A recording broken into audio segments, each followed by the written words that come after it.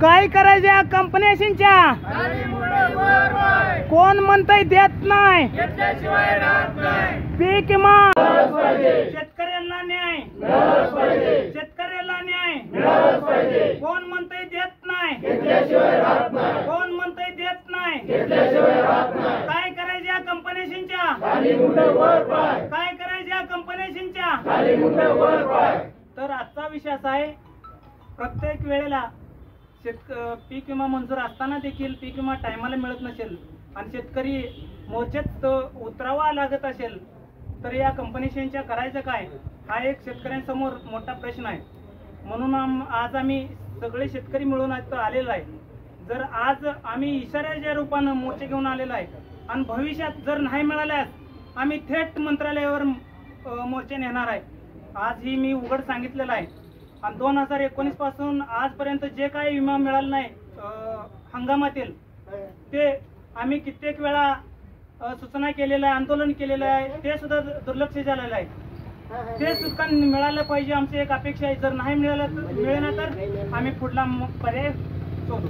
काय करायचं या कंपन्यांच्या काय करायचं या कंपन्यांच्या कोण म्हणतंय देत नाही कोण म्हणतंय पीक विमा देत नाही शेतकऱ्यांना न्याय शेतकऱ्यांना न्याय आणि शेतकरी बंधू भगिनी 25 खरीप आणि रब्बी हवामान आधारित आणि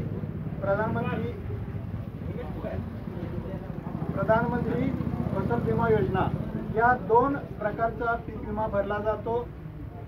23 आणि 23-24 या वर्षामध्ये डाळिंब, द्राक्षे, आंबा, गहू, ज्वारी, तुरी, बाजरी इत्यादी पिकांचा फळ पीक विमा शेतकऱ्यांनी खूप मोठ्या प्रमाणात भरला।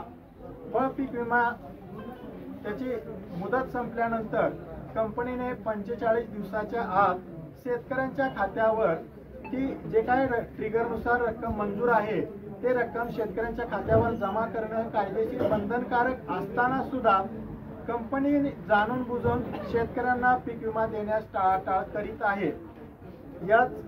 यामुळं सर्व शेतकऱ्यांना एक आपण निवेदन केलं होतं की आपण कृषी कार्यालयावरती आपला एक दिवसीय निदर्शन आपण करूया।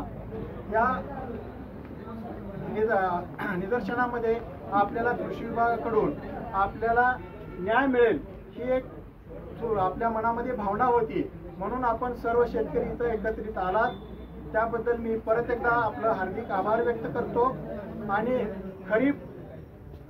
रब्बी 2023-24 डाळिंब, द्राक्षे आणि आंबा या पिकांचा हवामान आधारित असल्यामुळे जानेवारीमध्ये, नोव्हेंबरमध्ये, मार्च, जून अशा अनेक वेळा पाऊस पडलेला आहे। त्यामुळं डाळिंबासाठी 97,500 रुपयाचा ट्रिगर मंजूर झालेला आहे आणि द्राक्ष पिकासाठी 58,700 रुपये, आंबा पिकासाठी 35,000 रुपये। आंब्या पिकाची मुदत हे 31 मेला संपते, द्राक्ष पिकाची मुदत 30 एप्रिलला संपते आणि डाळिंब ही पिकाची मुदत 31 जुलैला संपते। साधारणतः तिन्ही पिकांची मिळून आपल्याला मुदत ग्राह्य धरलं तर ऑक्टोबर पर्यंत आपल्या खात्यावर शासनाने आणि कंपनीनं ते पैसे जमा करणं कायदेशीर बंधनकारक असताना सुद्धा कंपनी आपल्याला जाणीवपूर्वक आपल्याकडे दुर्लक्ष करत आहे। म्हणून इथून पुढील काळात आपल्याला संघटित झालं पाहिजे, आपल्या न्याय हक्कासाठी आपल्याला लढलं पाहिजे, तरच आपल्याला न्याय मिळेल ही एक भावना आमच्या मनामध्ये निर्माण होत आहे असं मी आपल्या पुढे व्यक्त करतो। यानंतर आपल्या ज्यावेळेस आपल्याला लढावं लागेल त्यावेळेस मी आणि आपल्या आपल्याला एक शब्द देतो, सर्वांच्या साक्षीनं मी प्रथमतः अग्रेसर असेल। ज्यावेळेस आपल्याला लढावं लागेल तिथं मी सगळ्याच्या अगोदर उपस्थित राहणार आहे। एवढंच बोलून मी माझं 2 शब्द थांबवतो। जय हिंद, जय महाराज, जय किसान। यानंतर कोणाला आपलं मनोगत व्यक्त करायचं असेल तर ते करू शकतो। कोण म्हणतंय देत नाही, कोण म्हणतंय देत नाही। पीक विमा जो भरला जातो जाणून बुजून दिला जात नाही, हा शेतकऱ्यांचा अंत बघितला जातो। यापुढे जर असं झालं एखाद्या वेळेस मराठवाड्यात कसं आत्महत्या करायला तसं जर केलं तर संपूर्ण जबाबदारी त्या कंपनीची असेल हे लक्षात ठेवा म्हणून सांगतो. पीक विमा हा ताबडतोब दिला पाहिजे एवढं भाषण करतो.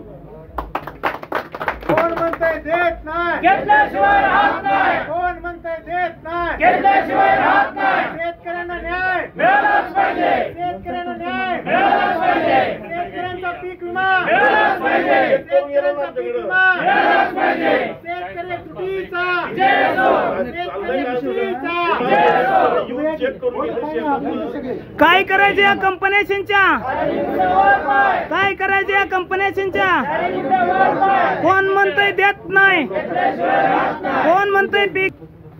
आपला काय विषय होता खरीपच्या ज्वारीचा जे रब्बीचा ज्वारीचा पीक विमा होता. आपला एक तर तालुका दुष्काळी होता आणि त्याच्यात बी अजून पीक उत्पन्नाच्या आधारावर 750 रुपये निकष लावून हेक्टरी आपल्याला पीक विमा दिलाय. मग तालुका दुष्काळमध्ये असताना पाऊस नसताना असं कुठला निकष लावला की त्याने उत्पन्नाच्या आधारावर 750 रुपये पीक विमा दिला. आम्हाला काही ज्वारी पिकली का काय कुठला निकष लावला यांनी? होय जॉर्ज अहो आहेच आम्ही बोलतो जे तुमचे प्रयत्न करतोय ना. नाही पण आणि काय म्हणते मी बऱ्याच वेळेला कृषी अधिकाऱ्यांना यांच्याकडे फॉलोअप केला होता की बाबा आमचा दुष्काळ होता, आमच्याकडे पिकच म्हणजे आले नाही, तुम्ही उत्पन्नाच्या आधारावर कसं काय पीक मला हे असं आम्हाला दिला. तर हां आणि त्यांनी म्हणलं की नाही ती कंपनीचं आहे त्याच्यावर नियंत्रण कोणाचंच नाही. मग त्या कंपनीवर नियंत्रण आहे का नाही कुणाचं ते विचारायचं आपल्याला.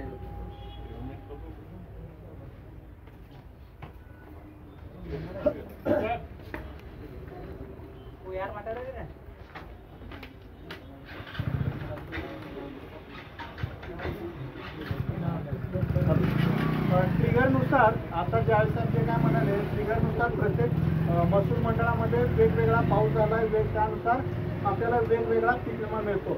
आता ट्रिगरनुसार जर बघितलं तर भोसे मंडळामध्ये द्राक्ष पिकासाठी 1,92,000चा एक ट्रिगर बसलेला आहे. एक ट्रिगर बसलाय 1,92,000चा. त्यानंतर दुसरं ट्रिगर असे मिळून 2,13,000. तसंच बोराळे मंडळामध्ये पण आहे 1,92,000चा एक ट्रिगर बसलेला आहे. नाही एक ट्रिगर एक महसूल मंडळ आहे द्राक्षेला वेगवेगळा बसलाय बरं का. द्राक्षेला वेगवेगळा. भोसे मंडळ 2,13,000, बोराळा मंडळ 1,92,000. जसा पाऊस पडलाय आंधळगाव 31 म्हणजे काय 95, 60 असं ट्रिगर बसलाय. फुलजंती मंडळ 58,000 रुपये ना, 58,000 आहे. आंबा जे आहे ते 35,000 पूर्ण तालुक्याला बसलाय. म्हणजे पूर्ण तालुक्यात 8 महसूल मंडळ आहेत. 8 महसूल मंडळात 35,000. डाळिंबाला सरासरी 97,000 आहे. मरोडे मंडळ 71,000 आहे आणि मंगळवेढा आणि 1,30,000 आहे. मंगळवेढा महाराष्ट्र बरोबर आहे. पण आम्ही वेळोवेळी आपल्याला मागणी केली होती की जे काय ट्रिगर बसत आहेत ते ट्रिगर आपल्या कृषी विभागाच्या नोटीस बोर्डावरती जाहीर करावेत. जे काय महावीरचं रेकॉर्ड येतं अहवाल आहे तो अहवाल आतापर्यंत आम्ही निवेदन देऊन सुद्धा त्यांनी आपल्याकडून सादर केला जात नाही. ते गुपित का ठेवलं जातं हे आम्हाला जाणून घ्यायचं आहे. त्याच्यासाठी तुम्ही पीक विम्याचे ट्रिगर हे सगळ्यांनाच माहिती आहेत, पण ज्यावेळेस एखादा नियम लावला जातो कोणत्या नियमाच्या आधारे आम्हाला पीक विमा नाकारला आहे किंवा कोणत्या नियमाच्या आधारे आम्हाला पीक विमा मिळाला याच्याविषयी आम्ही वेळोवेळी आपल्याकडे मागणी केली असता कृषी विभागाने किंवा विमा प्रतिनिधीच्या कंपनीच्या प्रतिनिधीने आम्हाला कोणत्याही प्रकारची माहिती दिली नाही. त्यामुळे शेतकऱ्यांच्या मनामध्ये जन आक्रोश निर्माण होत आहे कंपनी विरुद्ध आणि सरकार विरुद्ध सुद्धा. कारण ज्यावेळेस आपण शेतकऱ्यांना जी काय ट्रिगर बसलेत ते ओपनली जर जाहीर केले दाखवले तर कुणाच्याच मनामध्ये शंका किंवा कुशंका निर्माण होणार नाही. याचं सुद्धा कृषी विभागानं गांभीर्य लक्षात घेऊन प्रत्येक महिन्याच्या नोंदी नोटीस बोर्डावर लावाव्यात. महावेदचं जे काय वेदर स्टेशन बसवलेलं आहे आता हुलजंती मंडळ असेल, मरोडा असेल, बोराळा असेल, आंधळगाव असेल, भोसे असेल या प्रत्येक मंडळामध्ये एक फक्त वेदर स्टेशन बसवलेलं आहे. ते आता एका गावात पाऊस पडतो एका गावात पडत नाही. ज्यावेळेस हुलजंती किंवा मंगळवेढला मरोड्याला पाऊस पडतो त्याच्या आसपासच्या खेड्यामध्ये पाऊस पडलेला नसतो. मग ज्यावेळेस शेतकरी तक्रार करायला जातात त्यावेळेस तुमच्याकडे पाऊस कुठे आहे म्हणतात. एका मंडळात पाऊस पडला ज्या ठिकाणी वेदर स्टेशन बसवलेलं आहे अशा ठिकाणी पाऊस जर नाही झाला आणि शेतकऱ्याच्या बांधावर पाऊस झाला तर हा वेदरची नोंद पावसाची नोंद महावेद स्टेशन घेत नाही. हे सुद्धा शासनाने दखल घेऊन एका मंडळामध्ये कमीत कमी 5-6 तरी ती महावेदचे वेदर स्टेशन बसवले पाहिजेत ही आम्ही शेतकऱ्यांच्या वतीने मागणी करत आहोत. धन्यवाद. शेतकऱ्यांना न्याय, शेतकऱ्याला न्याय, शेतकऱ्यांना पीक विमा, शेतकऱ्यांना पीक विमा, शेतकरी तुटीचा, काय करायचं या कंपन्यांच्या? कोण म्हणतंय देत नाही, पीक विमा घेतल्याशिवाय राहत